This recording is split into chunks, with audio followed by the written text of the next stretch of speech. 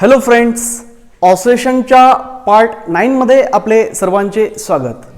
आपल्याला या पार्ट मध्ये जो टॉपिक बघायचा आहे त्या टॉपिकचं मी हेडिंग लिहून ठेवलंय बोर्डवर, जे आहे projection of uniform circular motion on any of its diameter. Projection of UCM on any of its diameter performs linear simple harmonic motion.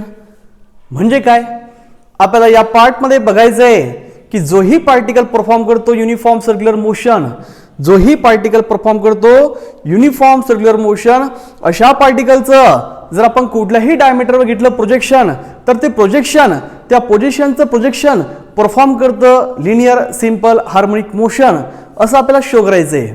तर पहा, बोर्ड एग्जाम मध्ये या टॉपिकवर क्वेश्चन येतो, show that projection of UCM on any of its diameter performs linear simple harmonic motion. तर थोडक्यात आपल्याला या part मध्ये प्रूव्ह करायचं आहे UCM चं कुठल्याही डायमीटरवर घेतलं प्रोजेक्शन तर ते परफॉर्म करतं linear simple harmonic motion. UCM च्या पोझिशनचं projection on any diameter performs करतं लिनियर सिंपल हार्मोनिक मोशन, हे आपल्याला शो करायचं आहे. तर मी करतो सुरुवात. पहा, जोही पार्टिकल परफॉर्म करतो आपली युनिफॉर्म सर्क्युलर मोशन, अशा पार्टिकल साठी मी एक सर्कल ड्रॉ करतो. सपोज एक सर्कल आहे,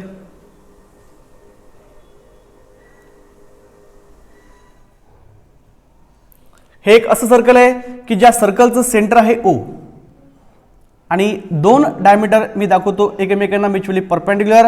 हा आहे डायमीटर CD आणि हा आहे डायमीटर AB. पहा, मी एक सर्कल घेतलेलं आहे ज्या सर्कलचं सेंटर आहे O आणि सपोज R हे आहे रेडियस, मग इथं आहे ती पण R राहील, इथं आहे ती पण R राहील, आणि AB आणि CD असे दोन मी दाखवले रेफरन्स डायमीटर. डायमीटर AB आणि डायमीटर CD हे दोघेही एकमेकांना परपेंडिक्युलर आहेत. पहा, सपोज एक पार्टिकल आहे परफॉर्म करतो अशा सर्कलच्या सर्कम्फरन्सवर आपली uniform circular motion in anti clockwise direction. पहा, एक पार्टिकल आहे की जो या सर्कलच्या सर्कम्फरन्सवर परफॉर्म करतो आपली uniform circular motion in anti clockwise direction. तर मग सपोज पार्टिकलची पोझिशन आहे सर्कम्फरन्सवर, सपोज ही P. मग P ही आहे पार्टिकलची पोझिशन की ज्या ठिकाणी OP ला म्हणता येईल रेडियस वेक्टर किंवा पोझिशन वेक्टर. मग जर मी या OP ला बार दिला तर हा OP बार आपला होऊन जाईल पोझिशन वेक्टर. तर मी मेन्शन करू शकतो OP bar is equals to R bar, की जो आहे आपल्या पार्टिकलचा पोझिशन वेक्टर. आणि तुम्हाला माहिती आहे पोझिशन वेक्टरला आपण और मध्ये म्हणू शकतो रेडियस वेक्टर. मग सपोज पार्टिकलची जी पोझिशन आहे ती आहे at particular instant of time किती T. तर मी म्हणू शकतो ना या ठिकाणी, consider a particle performing uniform circular motion in anti clockwise direction along the circumference of circle of center O and radius R. Let the particle is at position P. Let at time T the position of particle is P where OP bar is equals to R bar आणि तो आहे आपल्या पार्टिकलचा position vector. आता suppose सुरुवातीला पार्टिकलची position ज्यावेळेस time आपला T असतो 0, ज्यावेळेस टाइम T असतो 0, सपोज त्यावेळेस पार्टिकलची जी इनिशियल पोझिशन आहे ती आहे PO. आणि सपोज तिथपर्यंत पार्टिकलचं मला दाखवायचंय झालेलं आहे अँग्युलर डिस्प्लेसमेंट एवढं, लेट फाय. तर फाय आहे आपला पार्टिकलचा इनिशियल फेज, ज्याला इपोच ऑफ SHM असं सुद्धा म्हणता येतं. पहा, मी काय सांगतोय, सुरुवातीला जी पार्टिकलची पोझिशन आहे जेव्हा टाइम 0 आहे त्यावेळेस ती पोझिशन आहे P0 आणि त्यावेळेस आपल्या पार्टिकलचा जो आहे अँगल तो आहे फाय. फाय हा पोझिशनचा अँगल आहे विथ रेफरन्स डायमीटर AB.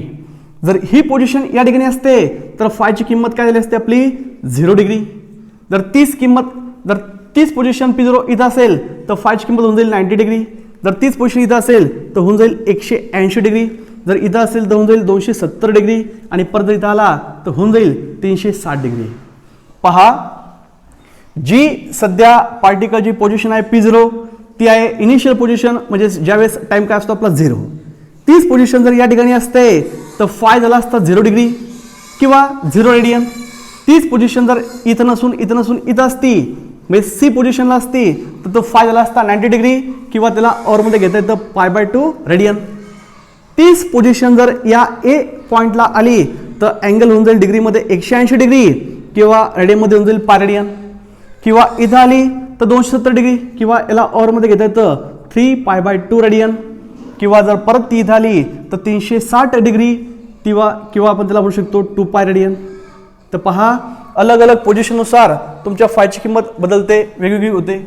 आता सपोज जो पार्टिकल आपला पोझिशन P0 आहे, सपोज तो P पोझिशनचा P ला येतो इन टाइम T आणि विथ अँग्युलर स्पीड कोणता ओमेगा. सपोज आपला पार्टिकल पोझिशन P0 चा येतो P ला in time T with angular speed कोणता ओमेगा. मग अशा केसमध्ये जो अँग्युलर स्पीड ओमेगा आहे त्याचा फॉर्म्युला असतो अँगल अपॉन आपल्या त्या अँगल कव्हर करायला लागणारी वेळ टाइम टी. म्हणून त्या पार्टिकलनं जो कव्हर केला अँगल त्या अँगलची किंमत होईल ओमेगा टी. मग सपोज टी एवढ्या टाइममध्ये पार्टिकलने या ठिकाणी जो अँगल ट्रेस केला, सपोज तो अँगल किती आहे ओमेगा टी. पहा परत सांगतो, सुरुवातीला जी पार्टिकलची पोझिशन आहे ती आहे P0. P0 ही पोझिशन आहे ॲट टाइम T0. मग पोझिशन P0 चा पार्टिकल येतो पोझिशन P ला इन टाइम T आणि येताना तो येतो विथ अँग्युलर स्पीड कोणता ओमेगा. मग आपला अँग्युलर व्हेलॉसिटी कशी काढतात, rate of change of angular displacement with respect to time म्हणजे अँगल अपॉन टाइम. म्हणून अँगल इक्वल्स टू काय होईल स्पीड इनटू टाइम. मग पार्टिकलनं इथून इथपर्यंत आला तेव्हा किती अँगल कव्हर केला, अँगल तो राहील ओमेगा इंटू टी. आता पहा टोटल पार्टिकलचं जे झालेलं आहे अँग्युलर डिस्प्लेसमेंट, सपोज ते एवढा आहे थिटा, सपोज ते एवढा आहे थिटा. म्हणून मला थिटा हा अँगल घेता येतो this angle plus this angle म्हणजे तो होईल angle omega T plus phi. पहा आता आपला पार्टिकल पोझिशन पी ला पोहोचलेला आहे आणि पोझिशन पी ला पोहोचला तेव्हा with reference diameter A B त्याचा टोटल अँगल कव्हर होईल ओमेगा टी प्लस फाय, ज्याला मी काय म्हटलं थिटा. आता सपोज जो पार्टिकल परफॉर्म करतो युनिफॉर्म सर्क्युलर मोशन त्या पार्टिकलची आहे पोझिशन, या पोझिशनचं मला रेफरन्स डायमीटर सीडीवर घ्यायचं प्रोजेक्शन. म्हणजेच काय करायचं, या पोझिशनपासून ड्रॉ करायची एक अशी लाईन जी आहे परपेंडिक्युलर कोणाला सीडीला. मग सपोज यम आहे आपल्या पोझिशन पी चं प्रोजेक्शन. पहा जो पार्टिकल परफॉर्म करतो युनिफॉर्म सर्क्युलर मोशन अशा पार्टिकलची जी पोझिशन पी आहे त्या पोझिशन पी चं एम आहे सीडी डायमीटरवर प्रोजेक्शन. प्रोजेक्शन घेणं म्हणजे काय, इथून ड्रॉ करा या लाईनला परपेंडिक्युलर लाईन. तर यम आहे आपलं पोझिशन पी चं प्रोजेक्शन ऑन डायमीटर सीडी. आता सध्या पार्टिकलची पोझिशन आहे पी जी आहे सपोज एक्स वाय प्लेनमध्ये, हा आपला वाय ॲक्सिस आणि हा एक्स ॲक्सिस, तर हा प्लेन मधला कोणता एक्स वाय. मग हे होईल त्या पार्टिकलचं हॉरिझॉन्टल डिस्प्लेसमेंट आणि हे होईल त्या पार्टिकलचं व्हर्टिकल डिस्प्लेसमेंट. पहा मी काय सांगतोय, पी या पोझिशनचं एम हे आहे प्रोजेक्शन ऑन डायमीटर सीडी. मग सध्या पार्टिकलचं लोकेशन हे आहे, मग या लोकेशनसाठी हे होईल हॉरिझॉन्टल डिस्टन्स आणि हे होईल व्हर्टिकल डिस्टन्स. आता हे जे व्हर्टिकल डिस्टन्स आहे हे म्हणजेच आपल्या डिस्प्लेसमेंटचं प्रोजेक्शन आहे ऑन रेफरन्स डायमीटर कोणता सीडी. मग मला लिहिता येईल, आता हेडिंग आहे आपलं पहिलं हेडिंग मी लिहितोय की जे असणार आपलं प्रोजेक्शन ऑफ डिस्प्लेसमेंट. हेडिंग लिहितोय मी फर्स्ट हेडिंग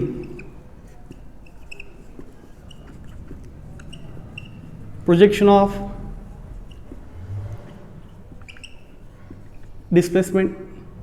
आणि डिस्प्लेसमेंट आपलं जे आहे, आता रेफरन्स डायमीटर मी कोणता पकडला, ज्या डायमीटर आपलं प्रोजेक्शन आहे तो आपला व्हर्टिकल आहे, त्यामुळं जे प्रोजेक्शन होईल ते कोणतं होईल वाय. आता वायची किंमत काढली म्हणजेच मला काय मिळालं, मग डिस्प्लेसमेंटचं काय मिळालं प्रोजेक्शन. तर त्यासाठी हा जो ट्रँगल आहे, आता हा जर अँगल असेल थिटा तर हा अल्टरनेट अँगल काय होईल थिटा. मग तो जो ट्रँगल आहे, नाव देतो मी त्या ट्रँगलला in triangle O P M. कोणता ट्रँगल ओ पी एम. जर मी ड्रॉ केला या ठिकाणी तो असा आहे, तर हा ओ म्हणजे सेंटर पॉइंट, पी पार्टिकलची पोझिशन आहे आणि एम पोझिशनचं प्रोजेक्शन आहे आणि हा आहे आपला राईट अँगल ट्रँगल की ज्यामध्ये या डिस्प्लेसमेंटचा आपल्याला या डिस्प्लेसमेंटला म्हणतात प्रोजेक्शन, तर ते आपल्याला काढायचं आहे वाय, आणि हे आहे आपल्या सर्कलची रेडियस ओपी. ओपी ही काय सर्कलची रेडियस जी दाखवली मी इथं आर. आता या ट्रायंगलमध्ये हा अँगल आहे थीटा, तर मला यूज करायचा formula sine of theta. Therefore in triangle OPM we use equation sine of theta.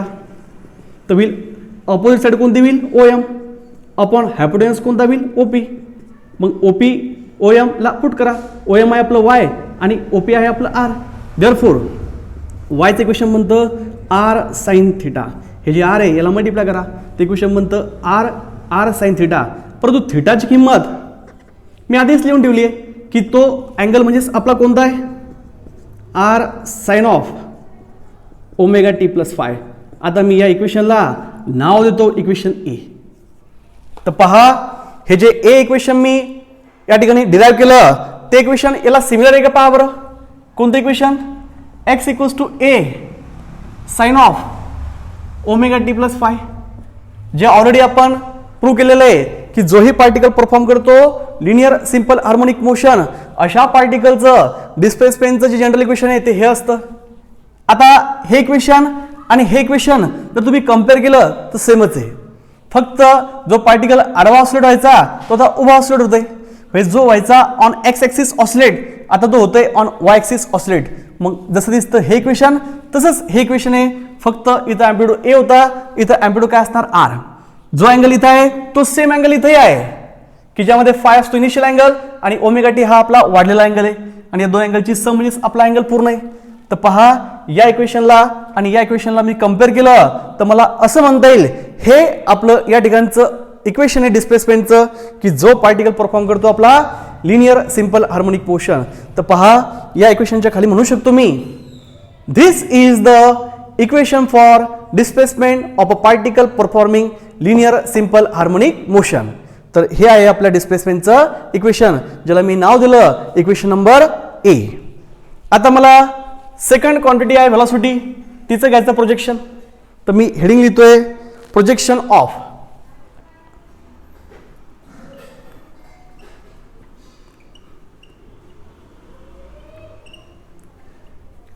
Velocity. पहा आता जो पार्टिकल परफॉर्म करतो आपली युनिफॉर्म सर्क्युलर मोशन अशा पार्टिकलची जी असते व्हेलॉसिटी, मी छोटंसं एक सर्कल काढतो इथं परत पहा.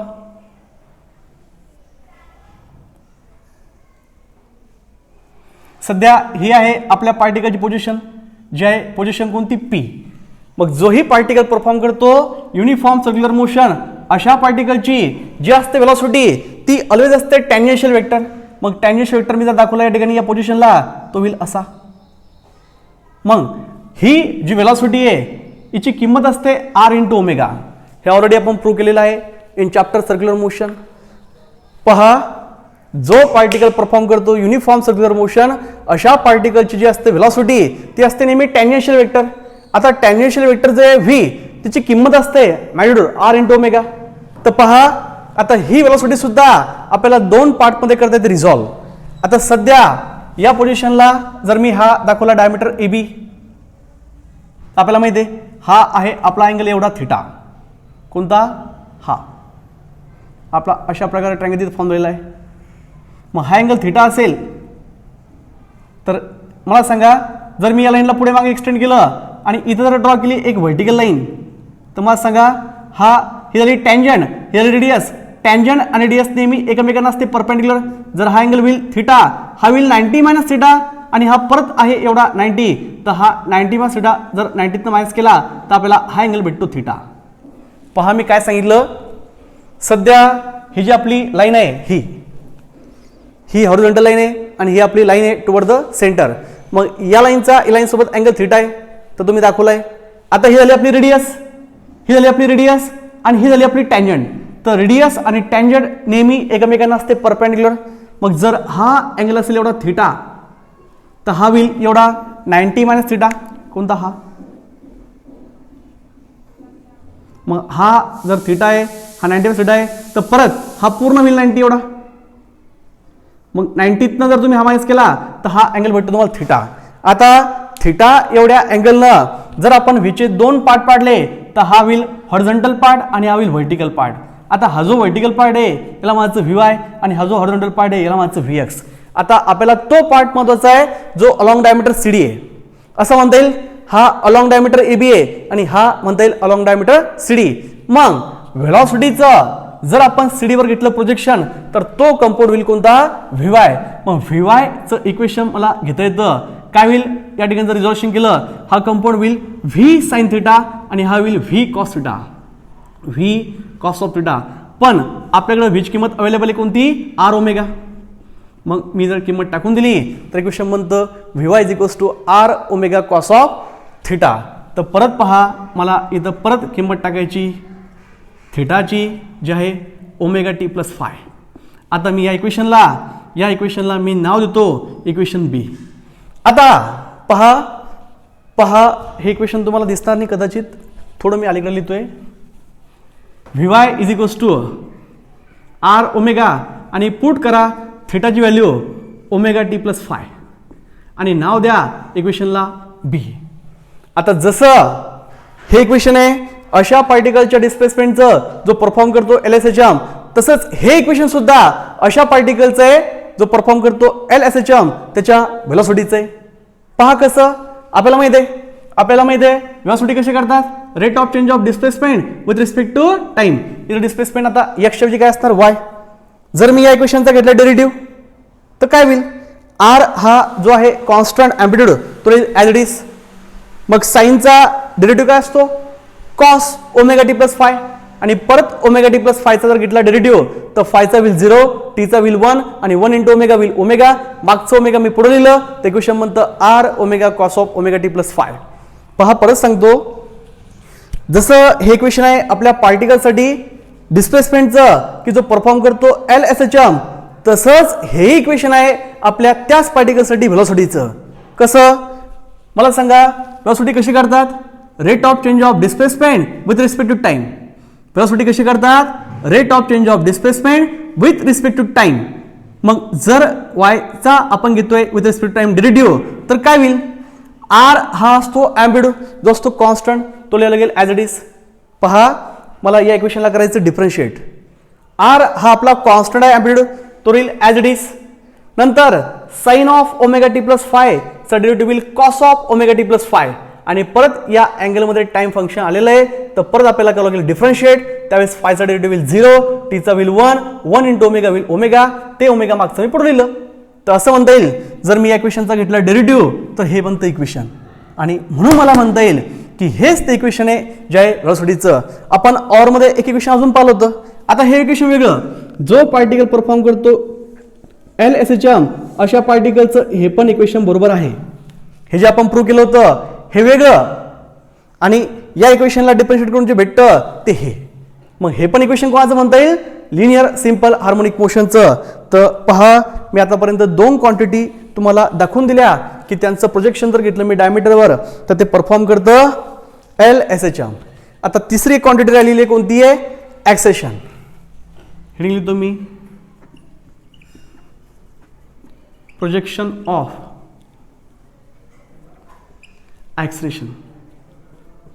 पहा आता थोडक्यात सांगायचं झालं तर जो पार्टिकल परफॉर्म करतो आपली युनिफॉर्म सर्क्युलर मोशन अशा पार्टिकलसाठी मी परत एक ड्रॉ करतो सर्कल.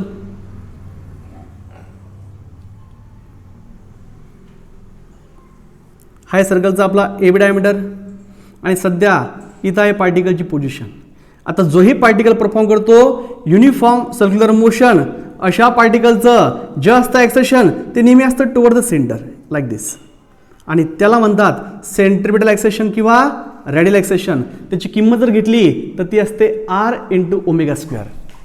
पहा जशी व्हेलॉसिटी असते टॅन्जेन्शियल वेक्टर तसं जो पार्टिकल परफॉर्म करतो युनिफॉर्म सर्क्युलर मोशन अशा पार्टिकलचं जे असतं ॲक्सेलेरेशन ते नेहमी असतं टुवर्ड द सेंटर. ते टुवर्ड द सेंटर असतं म्हणून त्याला म्हणतात सेंट्रिपिटल ॲक्सेलेरेशन किंवा ते असतं अलॉंग द रेडियस म्हणून त्याला असे म्हणतात रेडियल ॲक्सेलेरेशन. मग अशा पार्टिकलचं जे सेंट्रिपिटल ॲक्सेलेरेशन आहे त्याची किंमत असते magnitude R into omega square. आता हे सुद्धा ॲक्सेलेरेशन जर मी पाहिलं तर जर हा आपण जर ट्रायंगल परत ड्रॉ केला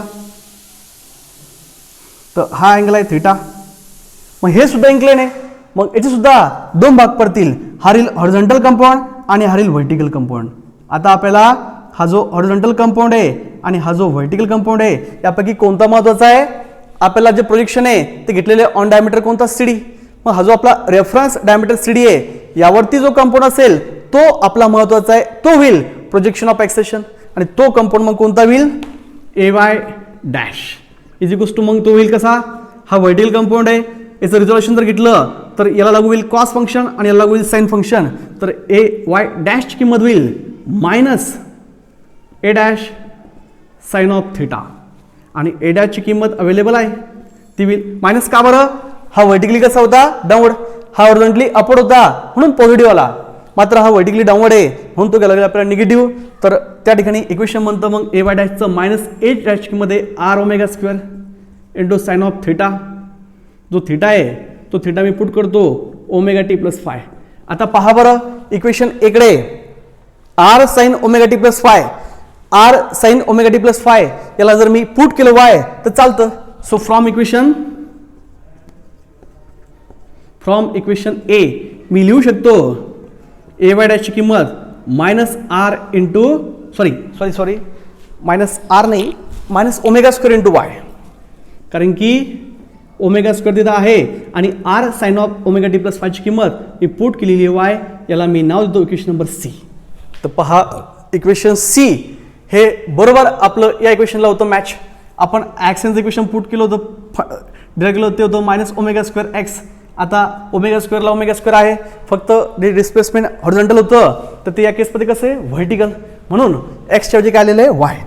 तर असं म्हणता येईल this is the expression for acceleration of a particle performing linear simple harmonic motion. तर पहा मी परत एक वेळ सांगतो तुम्हाला काय नेमकं आहे महत्वाचं.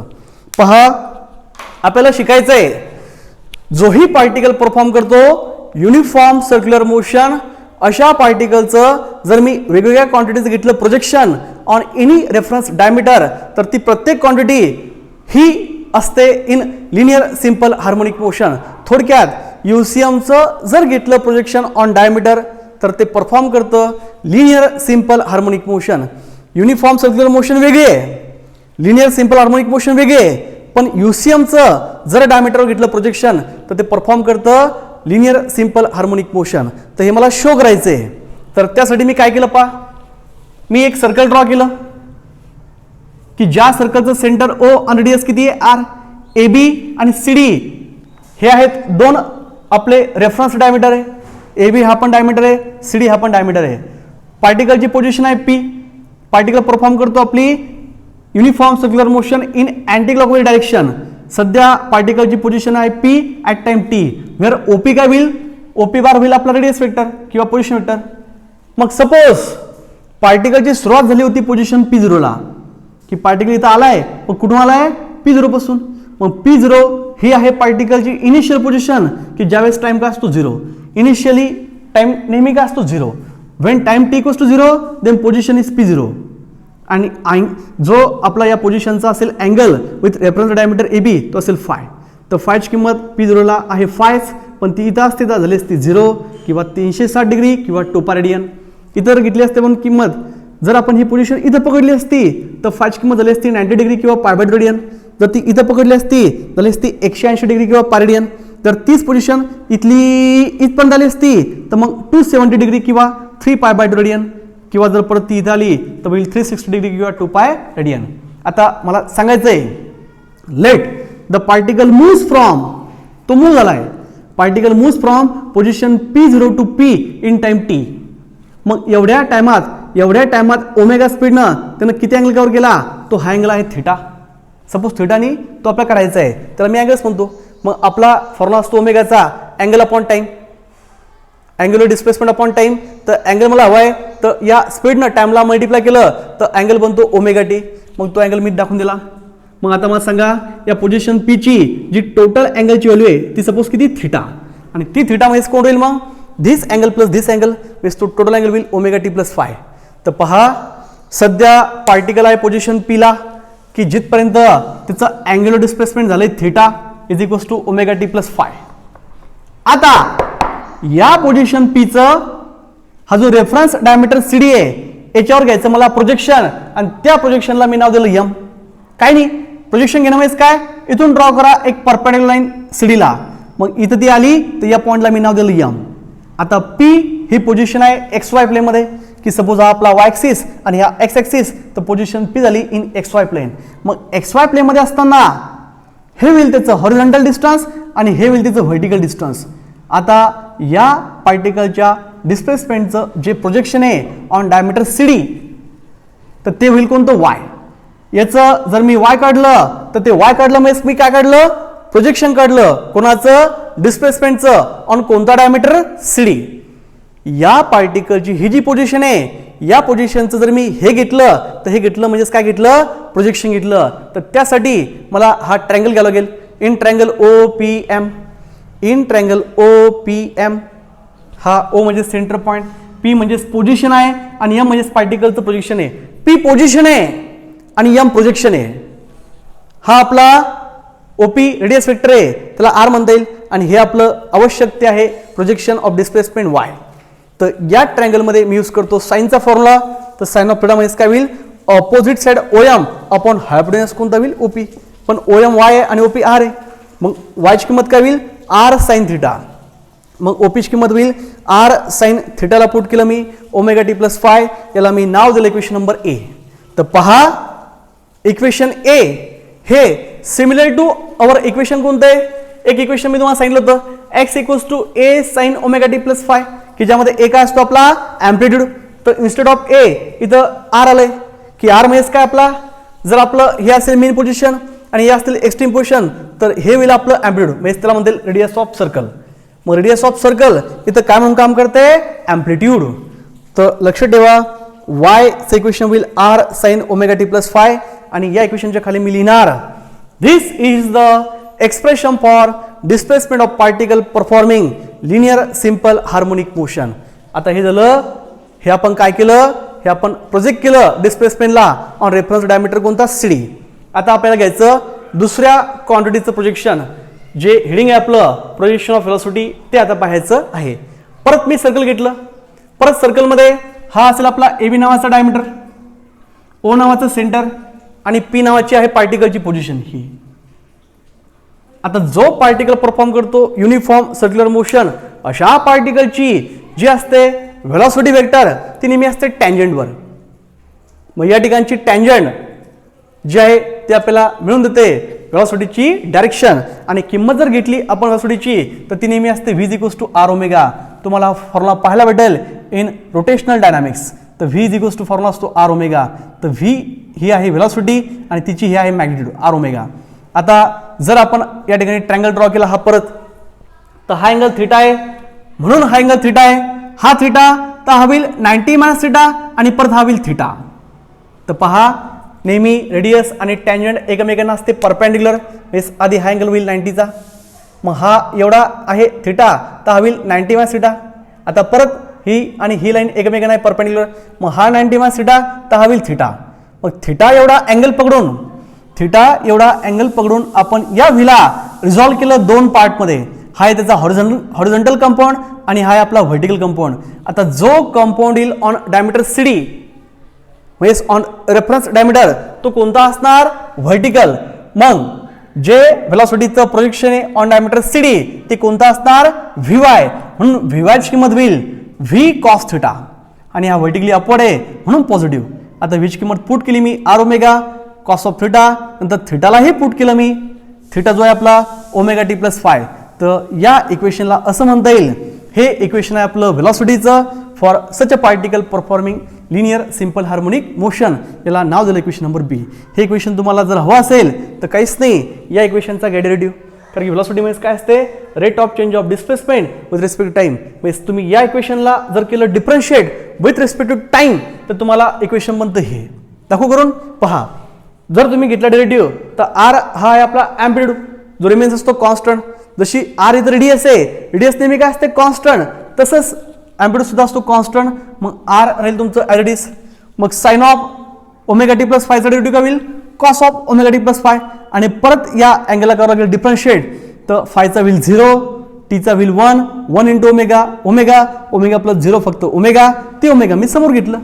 तर असं म्हणता येईल this is the expression for velocity of a particle performing linear simple harmonic motion. आता तिसरी क्वांटिटी राहिलेली आहे ॲक्सेशन. तर मी हेडिंग लिहिलंय प्रोजेक्शन ऑफ ॲक्सेशन. तर परत मी सर्कल ड्रॉ केलं की ज्यामध्ये ए बी हा आपला रेफरन्स डायमीटर आहे, पी ही पार्टिकलची पोझिशन आहे, ओ हे सेंटर आहे. आता जोही पार्टिकल परफॉर्म करतो आपली युनिफॉर्म सर्क्युलर मोशन, अशा पार्टिकलचं जे असतं ॲक्सेशन ते नेहमी असतं टुवर्ड द सेंटर, त्याला म्हणतात सेंट्रिपिटल ॲक्सेशन किंवा ते अलॉंग द रेडियस म्हणून त्याला असे म्हणतात रेडियल ॲक्सेशन. जोही पार्टिकल परफॉर्म करतो आपली युनिफॉर्म सर्क्युलर मोशन, अशा पार्टिकलचं ॲक्सेशन नेहमी असतं टुवर्ड द सेंटर. ते टुवर्ड द सेंटर असतं म्हणून त्याला म्हणतात सेंट्रिपिटल ॲक्सेशन. ते अलॉंग द रेडियस असतं म्हणून त्याला असे म्हणतात रेडियल ॲक्सेशन. तर सेंट्रिपिटल ॲक्सेशन आणि रेडियल ॲक्सेशन एकच आहे. मग याची किंमत असते नेहमी असते किंमत म्हणजे मॅग्निट्यूड आर ओमेगा स्क्वेअर. आता हा सुद्धा एक इन्क्लाइन वेक्टर आहे. जसा इन्क्लाइन वेक्टर आपण केला रिझॉल्व, तसाच हा सुद्धा इन्क्लाइन वेक्टर आहे. मग परत हा तो ट्रँगल आहे, त्याच ट्रँगलमधल्या या हायपोटेन्यूज तो आहे टुवर्ड द सेंटर. मग अँगल थिटा जर मी पकडला आणि थिटानुसार जर याला केलं रिझॉल्व, तर हा होईल हॉरिझॉन्टल कंपाऊंड आणि हा होईल व्हर्टिकल कंपाऊंड. आता हा व्हर्टिकल कंपाऊंड म्हणजेच प्रोजेक्शन ऑफ काय ते आपलं ॲक्सेशन ऑन रेफरन्स डायमीटर कोणता CD. मग मला घेणं देणं याच्यासोबत आहे म्हणून मला याची किंमत करावं लागेल. हा व्हर्टिकली डाऊनवर्ड आहे म्हणून त्याची किंमत होईल निगेटिव्ह आणि ती होईल A dash sine of theta. तर हा कॉस फॉर्म राहील, हा साइन फॉर्म राहील. आपल्याला घेणं देणं याच्यासोबत आहे. तर ए वाय डॅशची किंमत होईल minus A dash sine theta. A डॅशची किंमत टाकून द्या आर ओमेगा स्क्वेअर, थिटाची किंमत टाकून द्या ओमेगा टी प्लस फाय.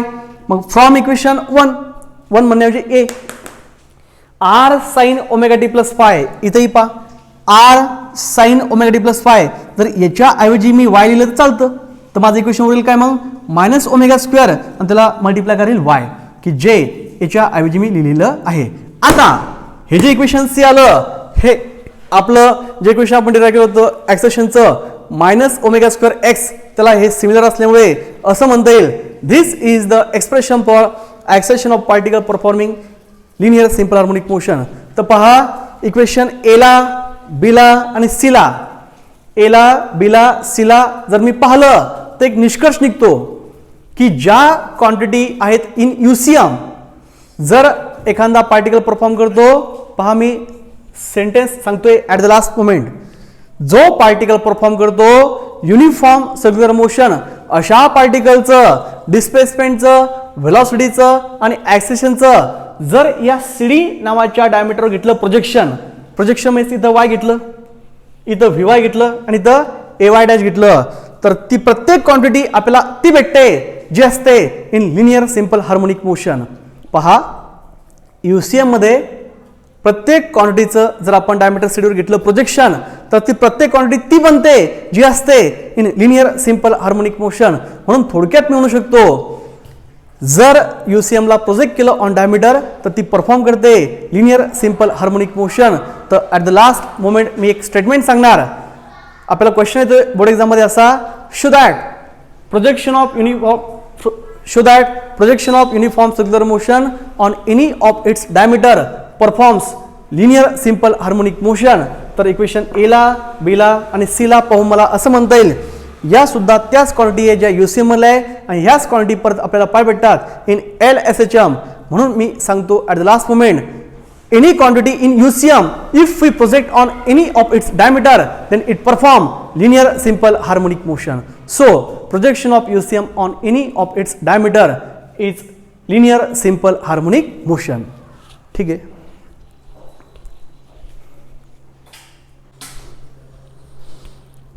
तर पहा नुकतंच आपण थेरॉटिकली प्रूव्ह केलं की जर आपण UCMचं डायमीटरवर घेतलं प्रोजेक्शन तर ते परफॉर्म करतं लिनियर सिम्पल हार्मोनिक मोशन.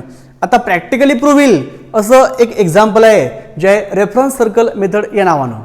पहा यामध्ये एक हा रॉड आहे आपला, की जो रॉड असतो व्हर्टिकल, इथं या पोझिशनला असेल तर असा, या पोझिशनला असेल तर असा, आणि तो रॉड परफॉर्म करतो आपली व्हर्टिकल सर्क्युलर मोशन. पहा एक रॉड आहे आपला, हा रॉड आहे सपोज लाईक दिस. हा रॉड आपला व्हर्टिकल प्लेस केला आहे. मग तो रॉड परफॉर्म करणार आपली युनिफॉर्म सर्क्युलर मोशन. मग अशा केसमध्ये हे जे सर्कल आहे या सर्कलचा हा ए बी आणि सी डी डायमीटर आहे, तर हा आपला रॉड आहे. आता तुम्हाला काय करायचं, या साईडला म्हणा किंवा या साईडला आपल्याला त्या सर्कलवर त्या कम्प्लीट स्ट्रक्चरवर लाईट सोडायचं आहे. हे स्ट्रक्चर आपल्याला करायचं इल्युमिनेट. तर काय होईल, जर मी या टोकाला जे आपल्या रॉडचं टिप आहे, जर या टिपची मी पोझिशन ऑब्झर्व केली तर ती पोझिशन कधी राहील, या ठिकाणी, कधी राहील या ठिकाणी, कधी राहील या ठिकाणी, कधी या ठिकाणी, कधी या ठिकाणी, कधी या ठिकाणी. आता या प्रत्येक पोझिशनचं जर मी घेतलं प्रोजेक्शन, म्हणजे नेमकं काय होईल, हा लाईट काय करेल, या टोकाला इल्युमिनेट करेल. मग याची शेडो इथे पडेल. जसं की सध्या रॉड असं असताना ही जी शेडो पडते, ही शेडो एवढी शेडो, ती शेडो म्हणजेच काय असतं आपलं प्रोजेक्शन. मग या कंडिशनला असताना ही शेडो आहे, या पोझिशनला असताना ही शेडो आहे. मग या ठिकाणची ही शॅडो, या ठिकाणची ही शॅडो, ती शॅडो म्हणजेच काय आपली प्रोजेक्शन आहे. आता काय होईल, जसं जसं आपला रॉड वर जाईल म्हणजे तो बॉटमकडून जाईल टॉपकडे, तर आपली पोझिशन बदलत राहील. आता या प्रत्येक पोझिशनचं जर मी घेतलं प्रोजेक्शन ऑन डायमीटर, या ठिकाणचं असं, या ठिकाणचं असं, या ठिकाणचं असं, या ठिकाणचं असं, या ठिकाणचं असं, या ठिकाणचं असं, तर तुम्हाला दिसेल जर रॉडचं टिप गेलं on circumference of circle from position C to D, तर त्यावेळेस या प्रत्येक पोझिशनचं, सपोज ही पोझिशन आहे P1, सपोज ही पोझिशन आहे P2, सपोज ही P3, मग या पोझिशनचं हे आहे M1 प्रोजेक्शन, या पोझिशन P2चं हे आहे M2 प्रोजेक्शन, या P3चं हे M3. मग तुम्हाला दिसेल जसा जसा रॉड मूव्ह होतोय ऑन सर्कम्फरन्स, या रॉडचं हे जी टिप आहे, टिप इथं असताना या ठिकाणी असेल. मग जसं तो पुढे जाईल हे टिप मूव्ह होते. मग रॉडच्या टिपची ही आहे पोझिशन ऑन सर्कम्फरन्स आणि त्या पोझिशनचं M1, M2, M3 काय प्रोजेक्शन. मग तुम्हाला दिसेल क्लिअर की जसा जसा रॉड मूव्ह होईल बॉटमकडून टॉपकडे ऑन सर्कम्फरन्स आणि हाफ सर्कल पूर्ण करेल, तसं आपलं हे प्रोजेक्शन या डी कडून कोणाकडे गेलं म्हणता येईल, सी कडे. आता परत ज्यावेळेस ती टिप खाली येणार त्यावेळेस प्रत्येक पॉईंटचं लोकेशन तुम्ही घेतलं, प्रत्येक पोझिशनचं परत जर तुम्ही घेतलं प्रोजेक्शन अशा प्रकारे तुम्हाला दिसेल. आता ही पोझिशन सपोज कोणती आहे, P1 डॅश, सपोज हे आहे P2 डॅश, मग हे आहे M1 डॅश, सपोज आहे M2 डॅश, M2 डॅश. मग तुम्हाला दिसेल जर रॉड खालून वर गेला तर पोझिशन खालून वर गेली, मग प्रोजेक्शन वर गेलं. मग रॉड जेव्हा परत खाली येतो तेव्हा परत प्रोजेक्शन खाली येतं. मग मला असं म्हणता येईल रॉडचं हे जी टिप आहे ज्यावेळेस पूर्ण करतं एक युसीएम, म्हणजे रॉडचं जी टिप आहे पूर्ण करतं एक सर्क्युलर मोशन, एक रिव्हॉल्युशन, त्यावेळेस त्या पोझिशनचं जे प्रोजेक्शन आहे ते वर गेलं आणि परत खाली आलं, मग ते परफॉर्म करता येईल ऑसिलेशन असं म्हणता येईल. पहा हा जो रॉड असणार या ठिकाणी जसा तो मूव्ह होईल सर्कम्फरन्सवर, तसं त्याच्या प्रत्येक पोझिशनचं जे प्रोजेक्शन आहे ते मूव्ह होते ऑन डायमीटर CD. मग रॉड खालून वर गेला तर पोझिशन चेंज झाली आणि प्रोजेक्शन पण वरवर गेलं. मग रॉड खाली आला तर परत प्रोजेक्शन खाली आलं. मग असं म्हणता येईल रॉडचं टिप परफॉर्म करतं युनिफॉर्म सर्क्युलर मोशन आणि त्या टिपच्या पोझिशनची जी प्रोजेक्शन आहे ऑन डायमीटर CD ती परफॉर्म करते ऑसिलेटरी मोशन, म्हणजे परफॉर्म करते लिनियर सिंपल हार्मोनिक मोशन. तर या ठिकाणी प्रूव्ह होतं युसीएमच्या पोझिशनचं डायमीटरवर घेतलेलं प्रोजेक्शन परफॉर्म करतं लिनियर सिंपल हार्मोनिक मोशन. मग या ठिकाणी M1, M2, M3 ही पोझिशन वरवर चालली, नंतर M1 डॅश, M2 डॅश ही पोझिशन खाली खाली आली. मग असं म्हणता येईल की हा आहे आपला स्ट्रेट लाईन पाथ CD. हा जो स्ट्रेट लाईन पाथ आहे CD हा आहे आपला पाथ ऑफ ऑसिलेटरी मोशन, की ज्यामध्ये O आहे आपली मीन पोझिशन, C आहे एक्स्ट्रीम पोझिशन आणि D आहे एक्स्ट्रीम पोझिशन. याला म्हणता येईल पॉझिटिव्ह एक्स्ट्रीम पोझिशन आणि याला म्हणता येईल मीन पोझिशन आणि याला म्हणता येईल निगेटिव्ह एक्स्ट्रीम पोझिशन. तर काहीच नाही, जी फिगर आपली आडवी राहायची आता ती फिगर उभी राहिलेली आहे. मग या ठिकाणी मी हे शो केलं practically with the help of reference circle method की जर मी या रॉडच्या टिपची मोशन ऑब्झर्व केली तर त्या टिपचं जर मी डायमीटर घेतलं प्रोजेक्शन तर ते प्रोजेक्शन परफॉर्म करतं linear simple harmonic motion between two extreme position about mean position. तर या पार्ट 9 मध्ये फार महत्त्वाचा कन्सेप्ट आपण शो केला की कुठल्याही युनिफॉर्म सर्क्युलर मोशनचं जर तुम्ही कुठल्याही डायमीटर घेसाल प्रोजेक्शन तर ते प्रोजेक्शन परफॉर्म करतं लिनियर सिंपल हार्मोनिक मोशन. या पुढील टॉपिक पाहू आपण in the next part. Thank you.